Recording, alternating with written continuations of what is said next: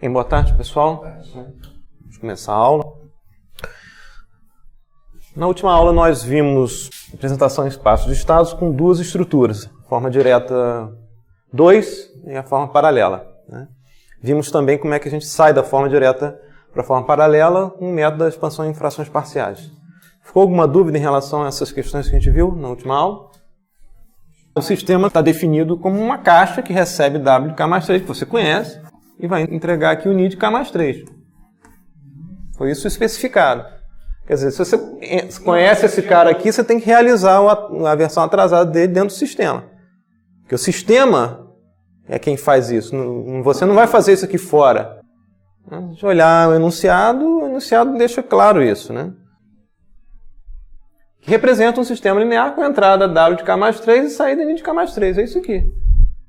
O sistema aqui, está aqui dentro.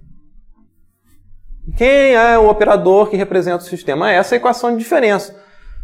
Esse lado de cá faz parte do modelo do sistema, não é parte de algo diferente que não seja o sistema. Isso é uma equação de diferenças. Você vai ter atrasadores para realizar a própria saída, NI, e vai ter atrasos aqui para realizar essa modificação do lado direito da equação, da entrada. Você pode pensar que você tem o W de K mais 3, né? Vai aplicar, aquilo é a soma de duas componentes, vai colocar aqui o somador, né? Uma aqui é o W de K mais 3, somada com uma versão atrasada aqui, multiplicada por menos 2, você coloca aqui o multiplicador menos 2, passa pelo atrasador unitário, some e aqui você produz o lado direito da equação. Só que o meu sistema é isso aqui.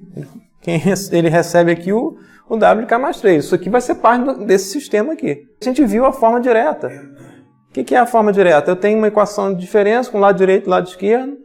E tem uma estrutura que você olha exatamente o que acontece com os coeficientes, são replicados diretamente na estrutura. É um problema que não precisava nem pensar, né? Você usa a forma direta e pronto. A gente não viu uma forma direta que tem, no caso do sistema de terceira ordem, que é esse caso, né? Aí aqui você coloca os coeficientes associados à parte recursiva do sistema, e aqui os coeficientes associados à parte não recursiva. A entrada do sistema é W de K mais 3. A saída do sistema é NI de K mais 3, o que o enunciado disse. E qual é a equação de diferença? Está dada ali. Aqui é o coeficiente B0, aqui é B1, B2 e B3. Aqui é 1, né? Menos A1, menos A2, menos A3. O nome é indicativo, forma direta, porque você olha a equação e pluga os coeficientes da equação na estrutura. Não precisa pensar, né?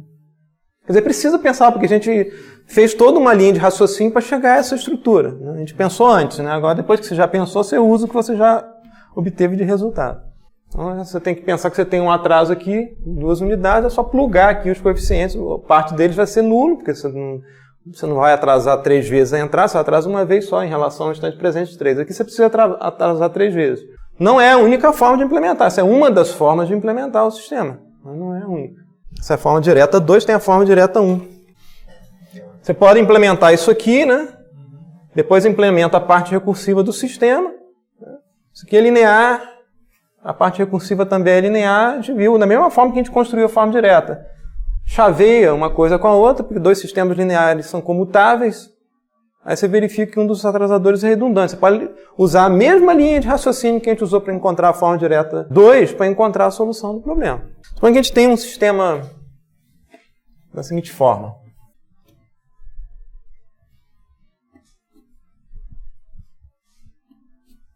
Qual a ordem do sistema? Por que a ordem? Você tem 2 atrasadores no sistema. Se a gente escrever a equação, a gente vai ver que para computar a saída no instante K, só precisa atrasar a entrada e a saída uma vez. Esse sistema tem atrasadores redundantes? Posso reduzir essa estrutura para escrevê-la, implementá-la com um atrasador apenas? Bem, pelo jeito, sim. Porque o sistema é de primeira ordem, então você requeriria apenas um atrasador para implementar a estrutura de forma canônica. E como é que a gente sai de uma forma redundante para uma forma mínima? Fazer as manipulações super bacanas de sistemas lineares. Esse cara aqui é linear, esse cara aqui é linear, eu posso trocar a ordem desses dois caras aqui, né? Então, posso passar o atrasador para frente e colocar o multiplicador aqui, né? Aí você tem atrasar e somar é a mesma coisa do que somar e atrasar. Então você tira esse cara daqui, né? Passa esse cara para cá e coloca o atrasador aqui no meio.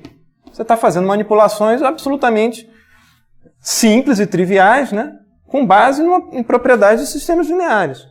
Foi o que a gente fez lá quando a gente pegou essa parte não recursiva que estava aqui, essa parte recursiva estava aqui, né? E trocou a ordem desses caras, porque só são dois sistemas lineares, você troca a ordem. Você pode fazer desde um elemento simples, como um atrasador, como uma estrutura toda, desde que ela seja linear. Você pode pensar no que acontece entre caminho, entrada e saída. Entre o W de K e o Ni de K, né, o W passou por um atrasador antes aqui, por um somador, né, então é superposição, e chegou na saída com um atraso de uma unidade.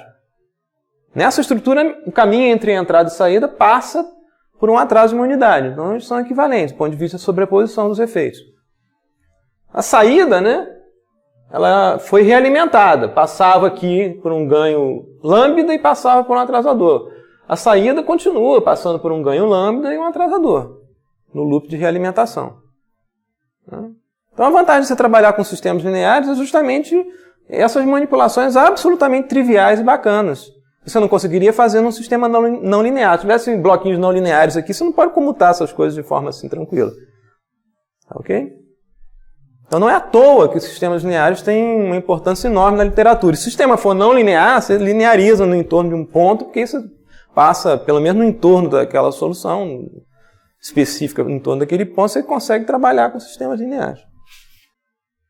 Na aula passada a gente viu o caso de sistemas diagonalizáveis, né? Com essa estrutura aqui, dando um W apenas, né? Não uma combinação linear dos Ws, a gente viu o caso em que os autovalores eram todos distintos, a gente conseguia diagonalizar o sistema. Tá? Agora suponha que você tenha um sistema de terceira ordem com 3 raízes iguais no polinômio característico. Né? Se você pensar numa implementação qualquer na representação de estado, você vai ter 3 autovalores idênticos da matriz A. Tá? Então, suponha que você tenha esse mesmo cara, que é um sistema de primeira ordem. Tá? E uma outra forma de implementar o sistema, ao invés de fazer a forma direta, é fazer a forma série, ligação em série. Você liga esse cara aqui em série com outro sistema, né? Igualzinho a ele.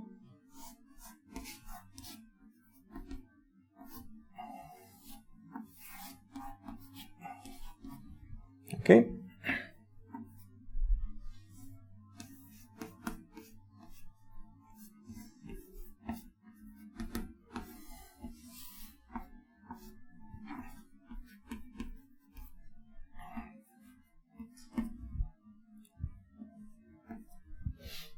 Se a gente computar as raízes do polinômio característico dessa equação aqui e considerar o lado direito lá como apenas uma entrada, a gente consegue escrever esse sistema como uma ligação em série de 3 sistemas de primeira ordem. Não precisa ser na forma direta. Você tem o mesmo objeto funcionalmente falando, podendo ser implementado de formas diferentes. Nesse caso aqui, né, se as raízes são distintas, eu posso paralelizar o sistema. Se elas são iguais, eu não posso. Porque se eu colocar esses 3 caras em paralelo, isso é a mesma coisa do mesmo sistema, né, somado 3 vezes. Então é um sistema de primeira ordem multiplicado por 3. Tá? Eu não consigo ligar em paralelo, vou ligar em série. Suponha que a gente, seguindo aqui a regra de Bolo, a gente determine aqui que atribua a saída desse atrasador o estado x1, saída desse atrasador aqui o estado x2, de K, e a saída desse atrasador aqui o estado x3 de K. Tá? Então esse aqui é x1 de K, aqui é x1 de K mais 1, aqui vai ser o x2 de K mais 1.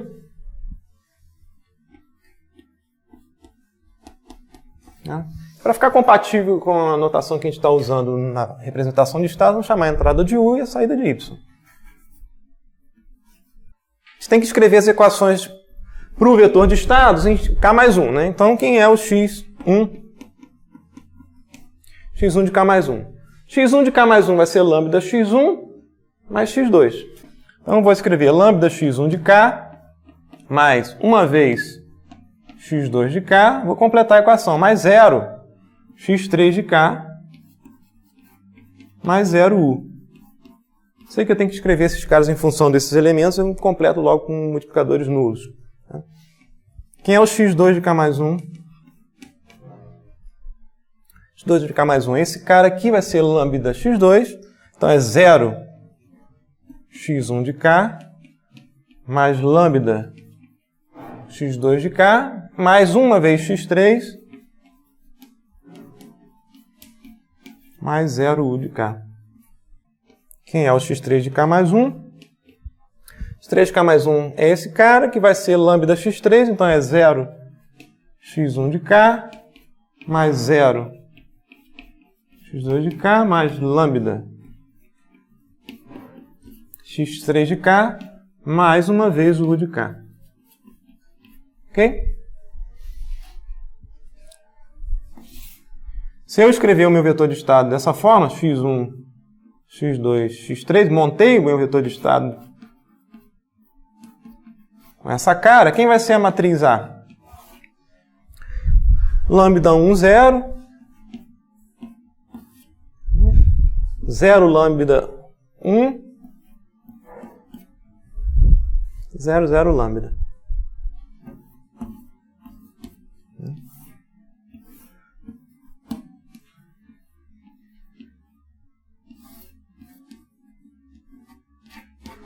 Mais o vetor B, né? Vai ser 0, 0, 1.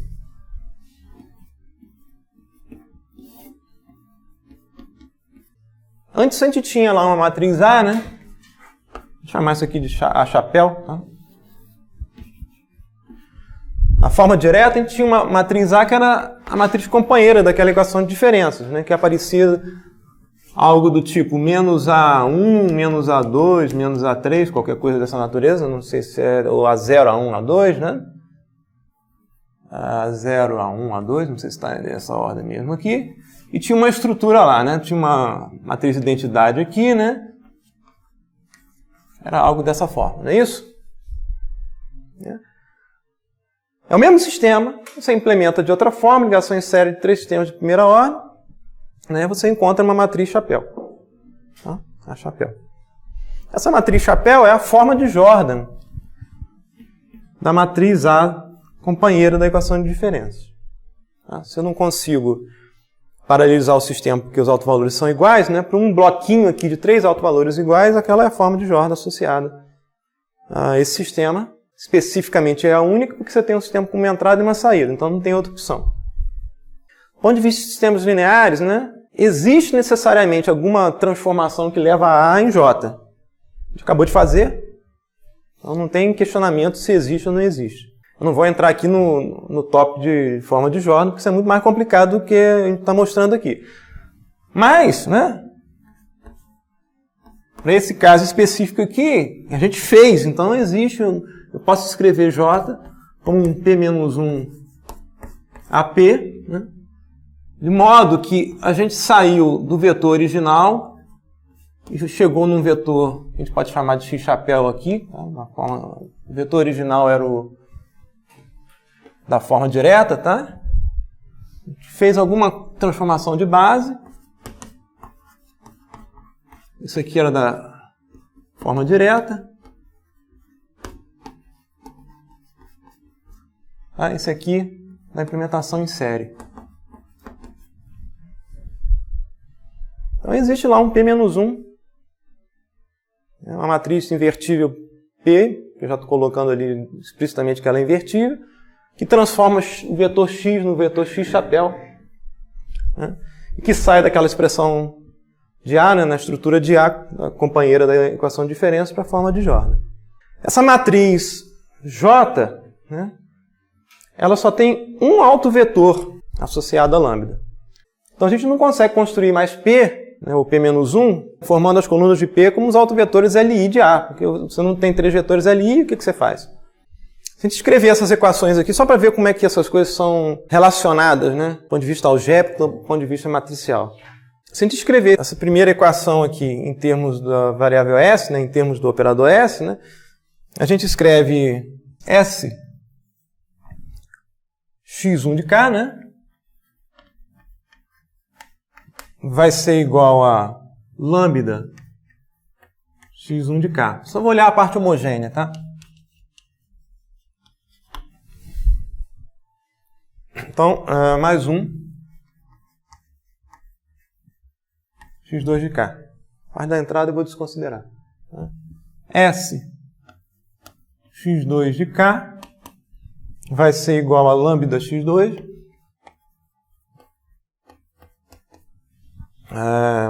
mais x3. Usando a notação, isso aqui é o operador S aplicado a x, não é uma multiplicação, tá? S x3 vai ser igual a lambda x3. Você vai verificar, né, para cada uma dessas equações, a atualização do elemento do vetor de estados, qual é o zero desses operadores, né? A gente verifica no caso da equação 3, né, que S menos lambda x3 de K igual a zero. Consigo encontrar aí qual é o zero desse operador que vai definir para a gente o modo de oscilação, o modo natural do sistema, como a gente viu. Isso aqui implica recursão da variável x do estado para atualizar o próprio estado. Então, tem uma realimentação de x. Você vê que claramente que isso aqui é um polinômio, cuja raiz é um polinômio em S, né? A raiz é lambda. E quem seria o zero desse sistema aqui, que atualiza x2? Né? A gente verifica aqui que eu posso escrever S menos lambda x2 de K, só que ele não é igual a zero, porque tem uma variável x3 aqui. Depende do outro estado. Como é que eu faço para encontrar um zero desse negócio? Eu olho para essa equação e verifico que se eu multiplicar o x3 por S menos lambda, eu consigo zerar o lado direito da equação. Então, se eu multiplicar dos dois lados por S menos lambda, isso aqui vai dar S menos lambda ao quadrado, x2 de K, vai dar S menos lambda x3, igual a zero. Então, o operador da equação para x2 não é dado por S menos lambda, mas por S menos lambda ao quadrado. Okay? Vai produzir lá no tempo lá o K que multiplica lambda elevado a K. Tá?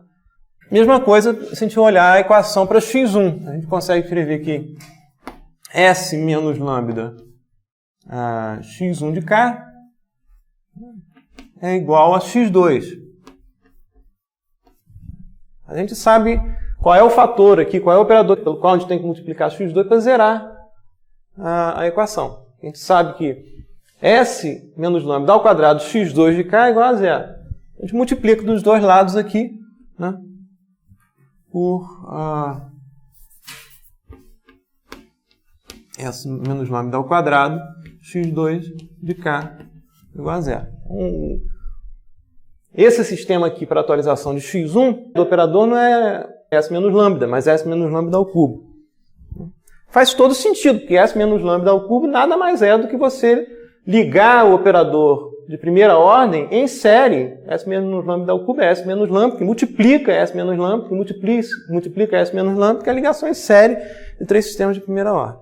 Se a gente olhar essa estrutura e verificar como é que a gente encontra P, é a mesma história. Você não vai montar P como autovetores da matriz A, que você só tem um. Precisa de mais dois. Não tem. Vai ter que trabalhar com os autovetores generalizados. Né? Se a gente partir disso aqui e tentar encontrar como é que a gente obtém P, a gente vai encontrar uma estrutura similar a essa aqui. Forma de construção. Posso escrever isso aqui. Se eu multiplicar aqui à esquerda por P, né, então isso aqui fica PJ igual a AP. Tá? E essa matriz P eu vou escrever separando por vetorizinhos P1, P2, P3. Esses caras aqui são vetores, tá ok? Então você tem P1, P2, P3, E essa matriz aqui, lambda 1, 0, 0, lambda 1, 0, 0, lambda, vai ser igual ao lado de cá, que eu vou escrever, pela mesma decomposição ali, como um vetor AP1, AP2, AP3. Tá claro? Foi feito aqui. Isso aqui é o quê? P1 lambda, né? Vou produzir para a gente aqui o primeiro elemento aqui dessa matriz. A primeira coluna vai ser P1 lambda, ok? P1 lambda mais 0, 0 aqui, P2, 0, P3. Depois vai ter aqui o segundo elemento, vai ser P1 mais P2 lambda. E o terceiro elemento vai ser P2, né? Mais P3 lambda. Zona isso aqui. Entenderam o que é, né? O lado de cada equação é esse aqui. Aí eu vou igualar, né, elemento a elemento. Você vai obter equações similares, a gente viu aqui no caso em que a gente escreveu as equações de atualização do estado em termos do operador S. Então a gente vai ter aqui que P1 lambda é igual a AP1. Tranquilo. Consegue encontrar, é um problema clássico de você encontrar os autovalores associados a esse cara aí, né? Isso aqui implica, né, a equação típica, né, de lambda I menos A, né? P1 é igual a 0. Para o segundo elemento aqui, segundo coluna, né, da matriz, você tem P1 mais, né, P2 lambda é igual a AP2. Reescrever isso aqui, você vai ter que lambda I menos A P2, né,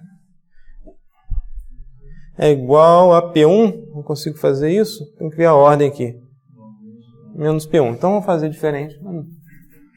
A menos lambda I P2 é igual a P1.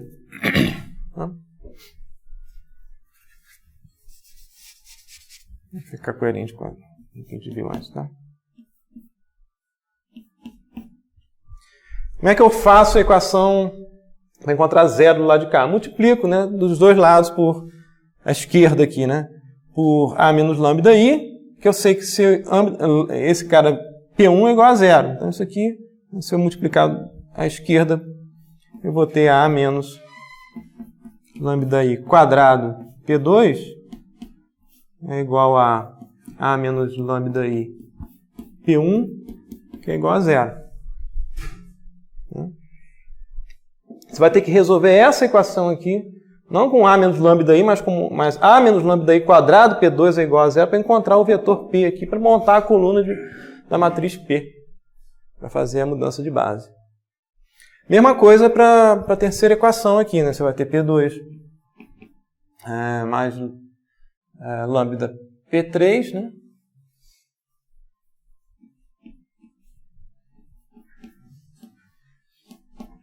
É igual a AP3. Isso aqui implica que A menos lambda I P3 é igual a P2. Eu vou ter que multiplicar a esquerda por A menos lambda I quadrado para fazer o lado direito da equação igual a zero.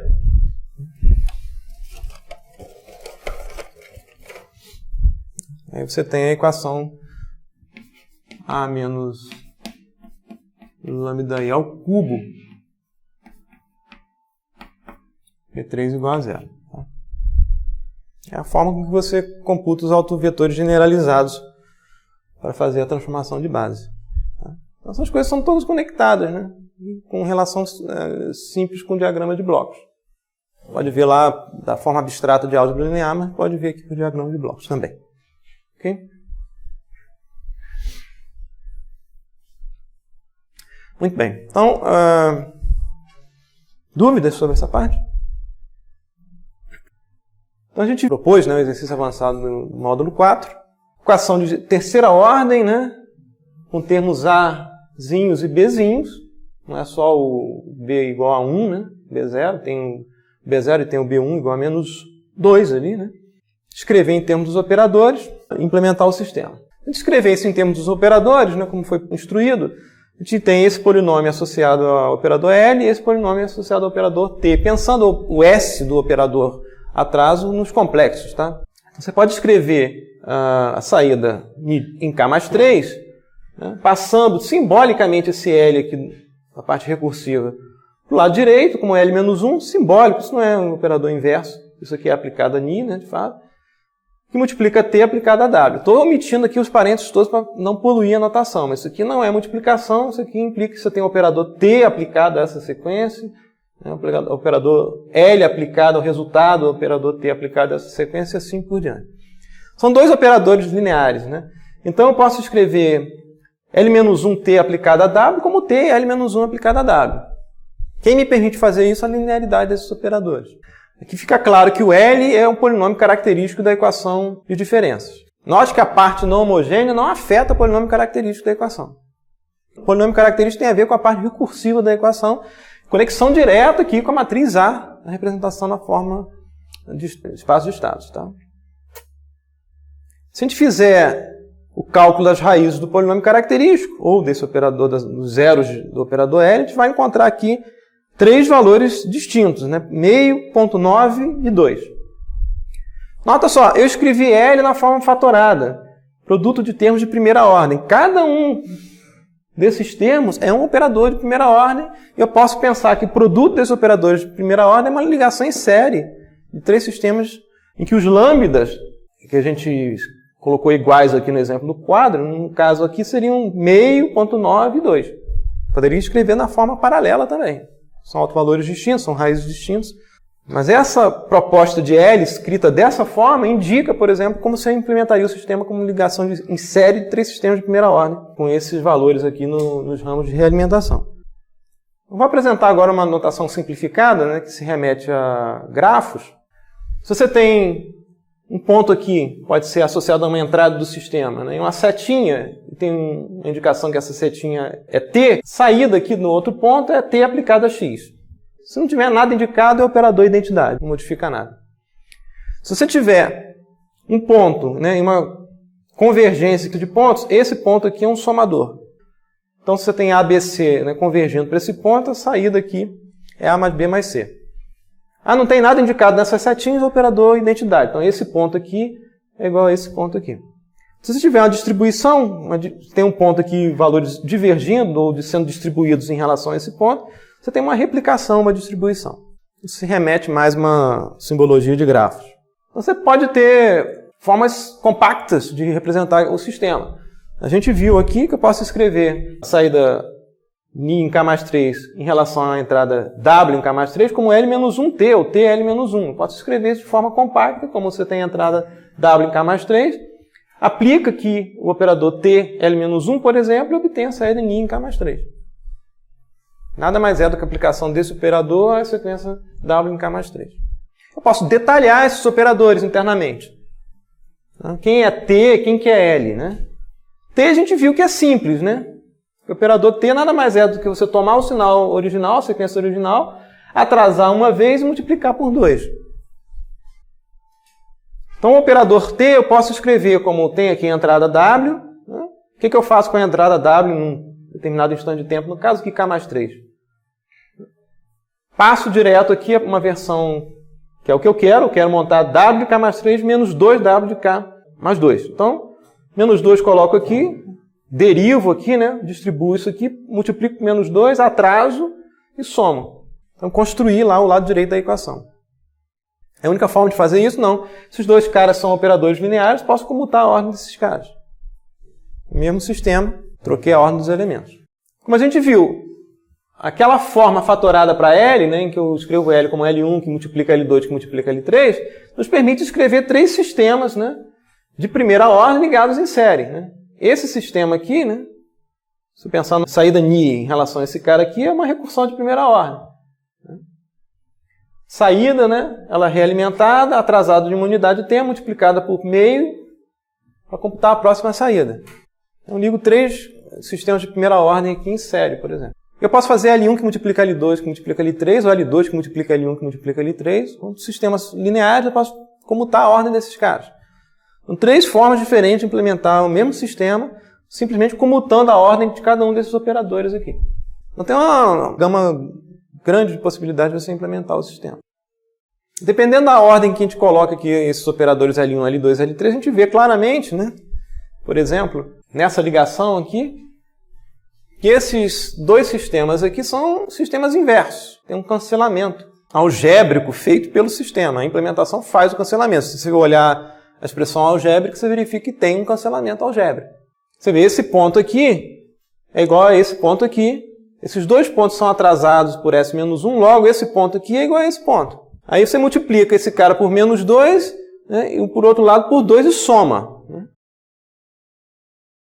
Você tem um ponto aqui, atrasado ou não, faz uma multiplicação por menos 2, e outra por 2, e soma. Acabou, né? Isso aqui é equivalente a multiplicador nulo. Cancelou o sistema. Sistemas inversos. A gente viu lá atrás, né? No módulo de sistemas inversos, esse cara primeiro, depois o outro. Só que com, ao invés de S-1, era S-L. Né? Sistema cancelador de eco. Se a gente fizer algebricamente, né? Em termos do operador T dividido pelo operador L, na forma fatorada, a gente verifica que existe um cancelamento algébrico. Né? Essa raiz aqui, em lambda igual a 2, né? Lambda igual a 2 de polinômio característica, cancelada por um zero, né? Do operador que modifica a entrada. Esse cancelamento algébrico vai ser feito pelo sistema. Na hora que você implementa, quem vai fazer o cancelamento algébrico é a própria implementação. Então, dependendo da ordem que você coloca aqui, você pode ver mais claramente ou não que esse cancelamento é feito. A gente viu a forma direta 2, né, para a parte recursiva, que é essa forma aqui. Mas tem a forma direta 1, que é essa forma aqui. Como é que a gente obtém a forma direta 1? Novamente fazendo manipulações simples, com base no princípio da superposição, porque o sistema é linear. Não tem muito mistério essa ideia de você ter uma simbologia gráfica para representar o sistema para auxiliar a sua vida. Então você tem um sistema com entrada W de K, você tem uma equação, vamos supor, de terceira ordem, né? N de K é igual a menos A2 ou menos A1 N de K menos 1, né? Menos A2 N de K menos 2, menos A3 N de K menos 3, tá? Mais um B0 W de K mais B1 W de K menos 1 mais B2 W de K menos 2 mais B3 W de K menos 3. Tá? Suponha que eu quero implementar essa equação de diferença na forma direta. Direta mesmo. Vamos construir o lado de cá da equação, né? Seria o lado direito da equação, forçante. Né? B0, né? É uma linha aqui com multiplicador B0. Né? Vai ter um ponto aqui, porque eu estou fazendo uma soma, né? Construir parcela a parcela. Vou depois ter uma parcela que é B1, né? E precisa atrasar uma vez, porque eu preciso construir aqui W de K menos 1 em relação a W de K, né? Então você tem um atrasador S-1. Para construir a outra parcela, B2, né? Multiplicador B2 e 2 atrasadores. Construindo diretamente ali. Parcela a parcela. B3, ligação em série aqui de 3 atrasadores. Tá? Posso fazer a mesma coisa para esse lado aqui, mas vamos trabalhar esse lado da parte não recursiva do sistema. Isso aqui é uma soma, né? Dessas parcelas aqui. Aí você verifica que esse ponto aqui é atrasado uma vez, esse ponto aqui é atrasado uma vez, esse ponto é atrasado aqui uma vez. Eles são o mesmo ponto atrasado uma vez. São sistemas lineares. Se você tem a soma, né?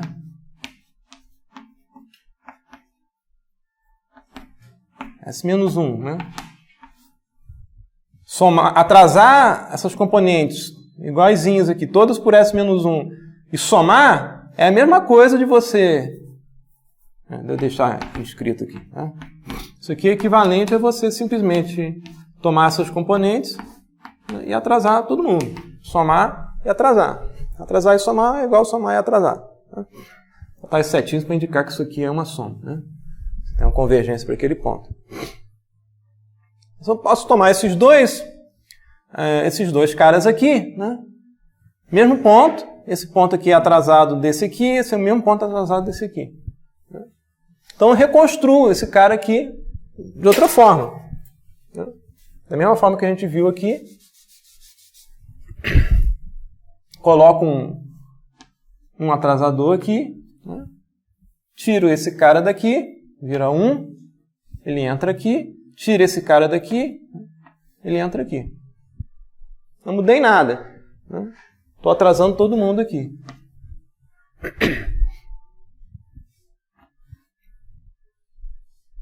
Posso fazer a mesma coisa com esse cara aqui, né? Ele também é atrasado, né? Tiro esse cara daqui e coloco um aqui. Se olhar esses dois atrasadores, é a mesma ideia, né? Você tem esse ponto aqui, esse ponto atrasado, esse ponto aqui e esse ponto aqui atrasado. Né? Posso fazer a mesma coisa. Removo esses dois ramos aqui, coloco um atrasador aqui, S-1. Tá? Esse cara aqui vira 1, esse cara aqui vira 1. Né? Posso ligar esse cara aqui. Agora você tem esse cara atrasado multiplicado por 2 1s. Né? Então você pode redesenhar isso aqui. Né? Coloca um atrasador aqui e liga esse cara aí. Pronto, está aí feita a forma. Isso aqui não precisa, né? É igual a 1. Está aí a forma direta 1 para a parte não recursiva desse sistema. Parte recursiva é a mesma ideia. Você vai escrever da mesma forma que eu fiz aqui fazendo a realimentação. Né? Vai encontrar a saída aqui, que é N de K. Né? Da mesma forma que a gente fez 3 atrasadores aqui.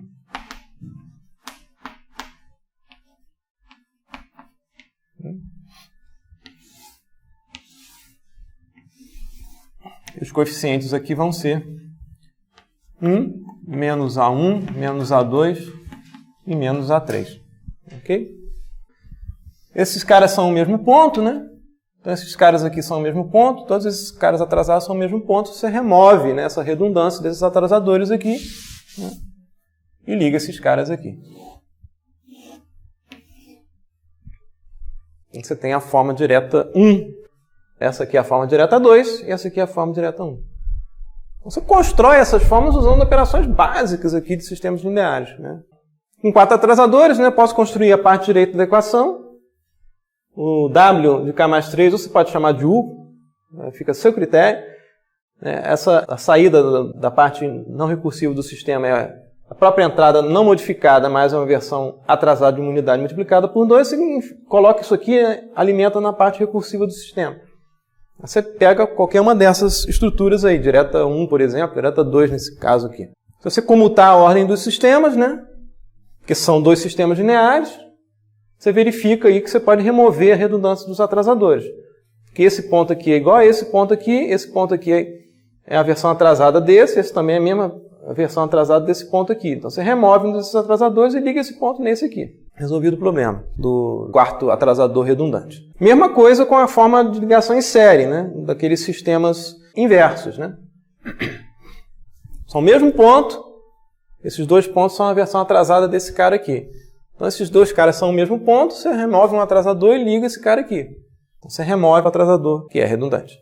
Para essa forma direta 2, a representação em espaço de estados e escolher saída desse atrasador como x1, a saída desse como x2, a saída desse como x3, escolha arbitrária minha, a gente encontra aqui a equação de atualização de estados na forma vetorial, com a matriz A aqui sendo a matriz companheira, né, da equação de diferença.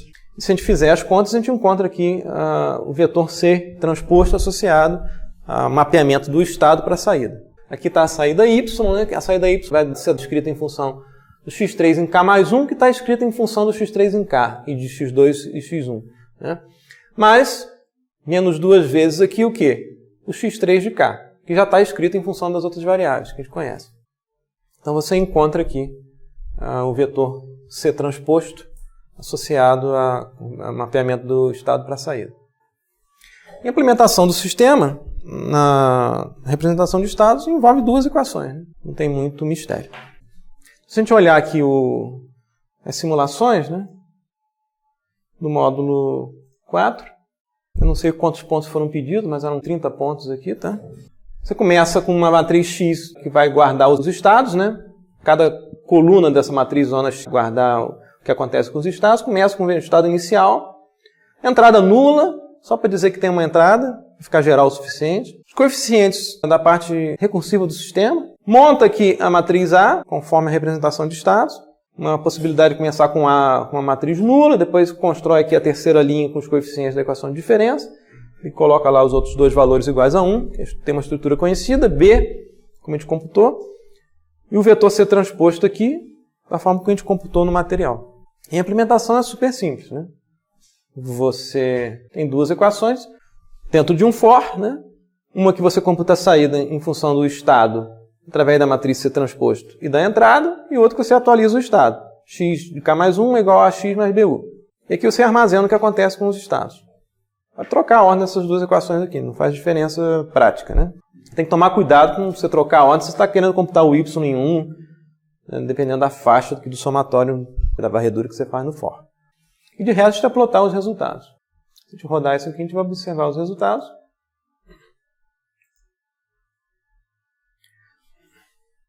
Que fica claro, né? Eu não mudei a parte recursiva da equação. A parte homogênea é exatamente a mesma. E, como antes, os estados cresciam indefinidamente. A escala ali é 10 elevado a 10. Os estados estão acoplados, né? Um cresce, o outro vai atrás. Mas, ao contrário do que a gente viu antes, né? A saída do sistema vai para 0. De alguma forma, né? E o que está acontecendo é aquele cancelamento algébrico, que quem está fazendo é o sistema. Os estados estão sendo combinados de tal forma que a combinação dos estados para a saída, né, aquele crescimento não é observado na saída.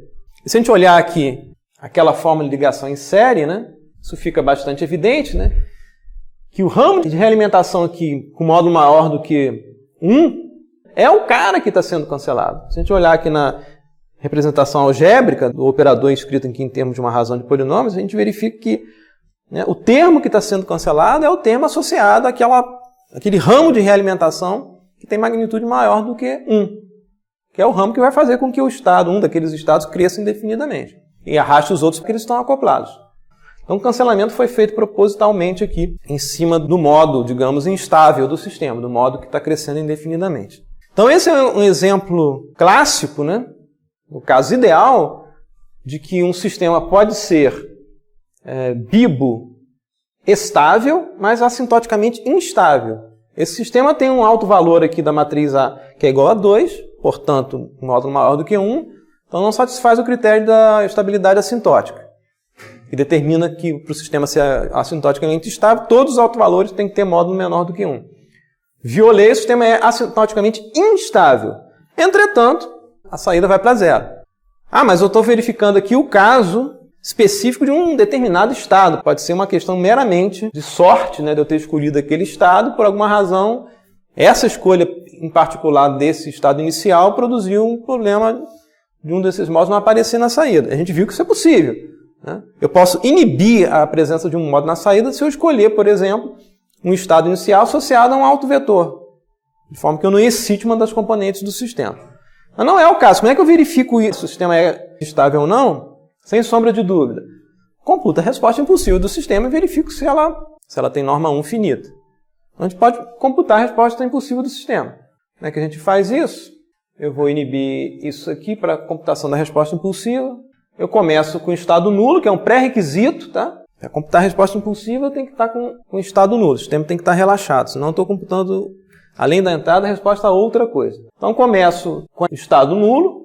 A entrada eu começo com o vetor nulo e faço a primeira amostra do vetor de entrada igual a 1. Estou simulando aí o delta de Kronecker. E desabilitei aqui o estado inicial não nulo. Então começo com o estado nulo e entrada de delta de Kronecker. Eu obtenho a saída. Mesma estrutura. Por isso que eu coloquei aqui a entrada U já programada, né, para facilitar a nossa vida. Uma coisa errada aqui. U é 0.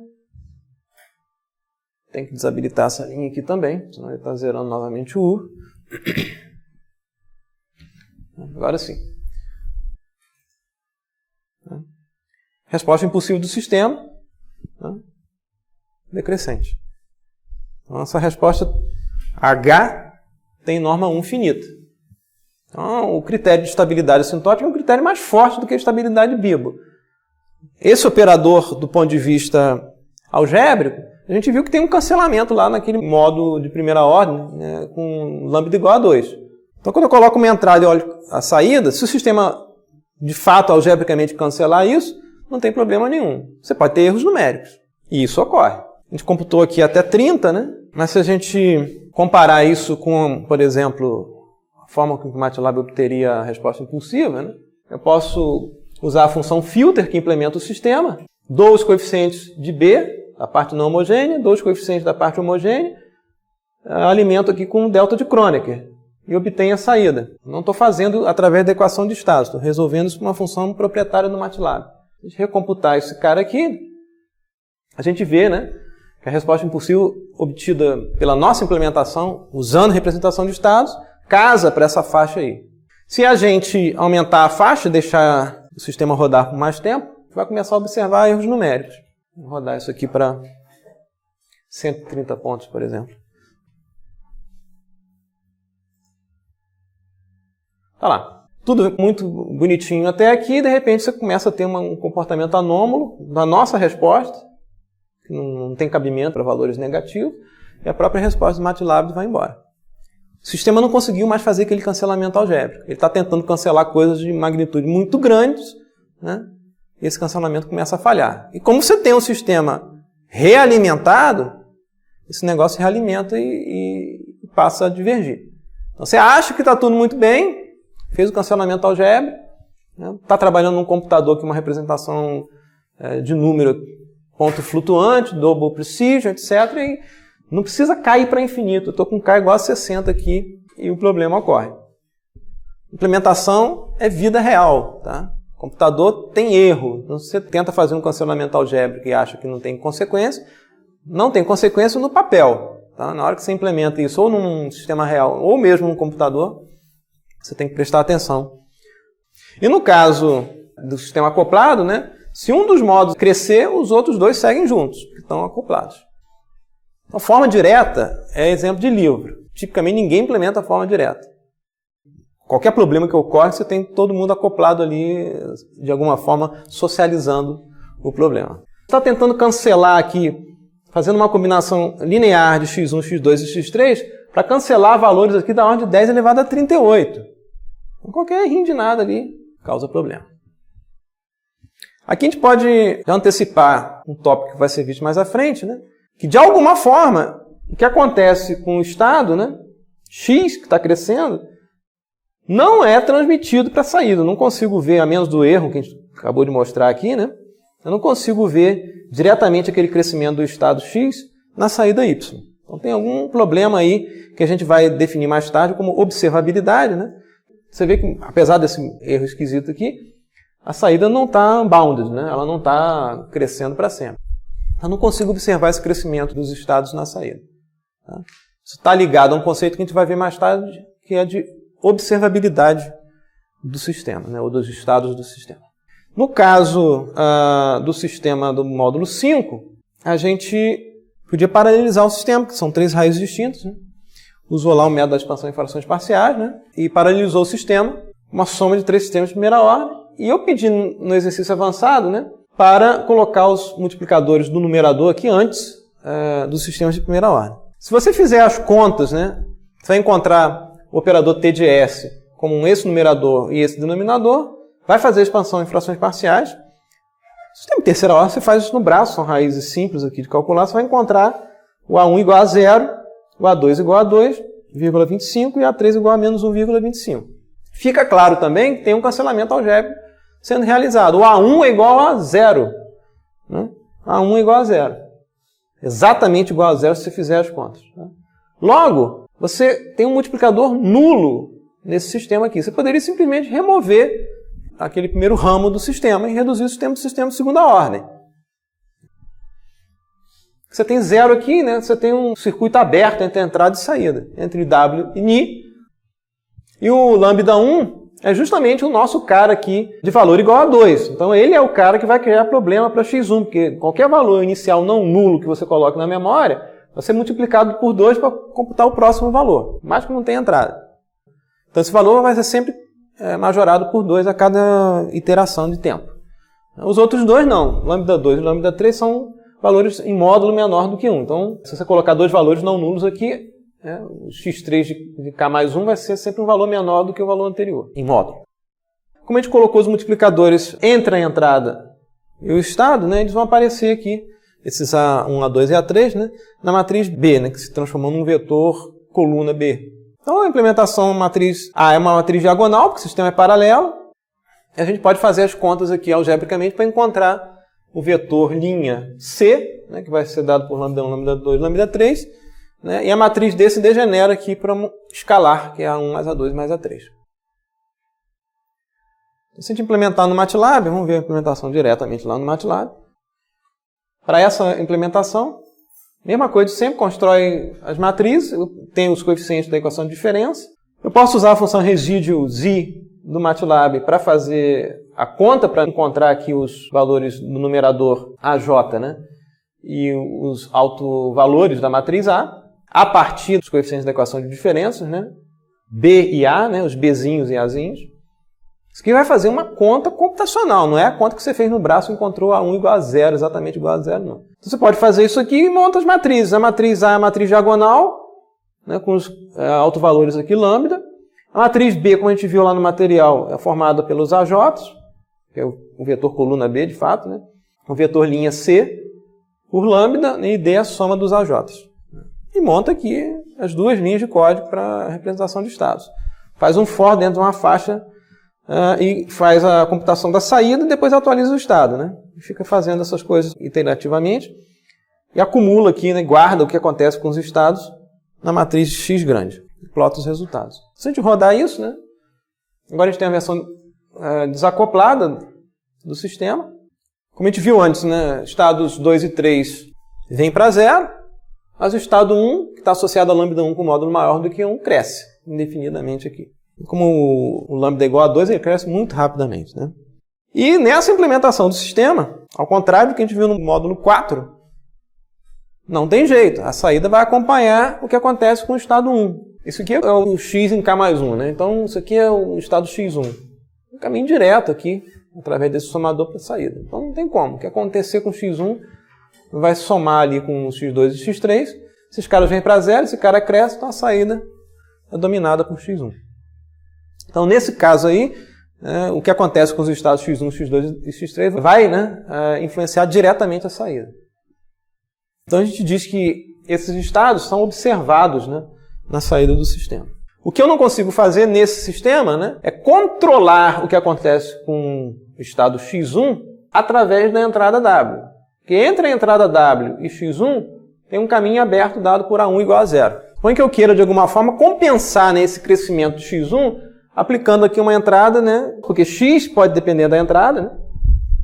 Ao fazer as contas, né, eu tente, né, abater aqui esse crescimento de x1.